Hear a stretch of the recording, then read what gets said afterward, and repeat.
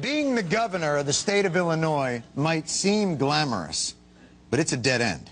It's a one-way ticket to Nowheresville. 50% of all Illinois governors end up in jail. For God's sakes, did you know, this is true, that only 48% of the people who commit murder end up in jail for their crime?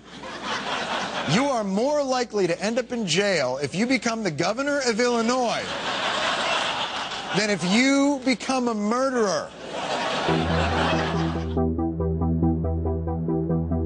This is a sad day for Illinois. Governor Blagojevich. Rod Blagojevich became the latest state leader to carry the baton of corruption. He allegedly tried to shake down other politicians. Attempted to extort campaign contributions. He wanted a job for his wife. He wanted money. Tried to get the Chicago Tribune's editorial board fired. And auction off President-elect Barack Obama's Senate seat to the highest bidder. If it isn't the most corrupt state in the United States, it's certainly one hell of a competitor. Illinois has a reputation for dirty politics. Corruption in Illinois is about as normal as frost in January. Governor George Ryan. Former Governor Otto Kerner. Illinois Democrat Dan Rostenkowski. Patronage Chief Robert Sorich. Chicago Alderman Edward Doliak. Political fundraiser Tony Resco. Clerk James Lasky. Commissioner Donald Tomczak. Scott Faywell. Arenda Troutman. Governor Dan Walker. William Salini. Stuart Levine. Alderman Ambrosio Medrano. 12th Chicago alderman convicted of wrongdoing in the last 20 years. Guilty on all 22 counts. On the way to prison. He's now headed for jail. Behind bars. 4 years behind bars. 67 months in jail. 6.5-year prison term. Millions of dollars worth of state government fraud. Illegally buying licenses. And a huge shakedown scheme. A $1.5 million kickback. 2 counts of money laundering. $48,000 in bribes. Paid to play politics. Political favors. Racketeering. Bribery. Extortion. Mail fraud. Tax fraud charges.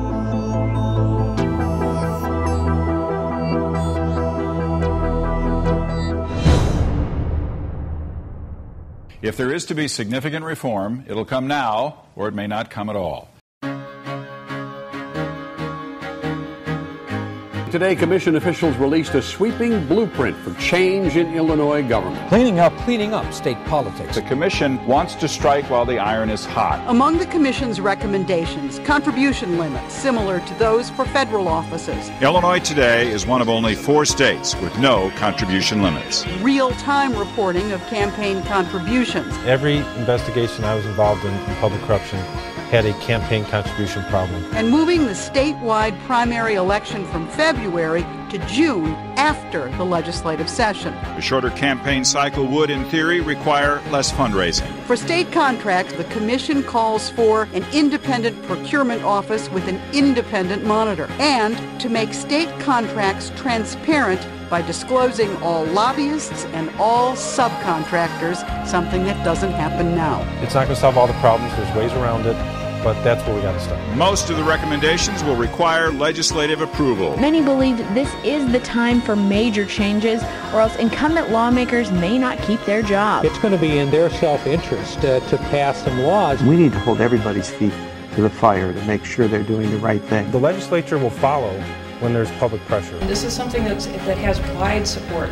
The game has moved to Springfield, but the power still lies with the voters. What is the response going to be? Pick up the telephone, call, demand it.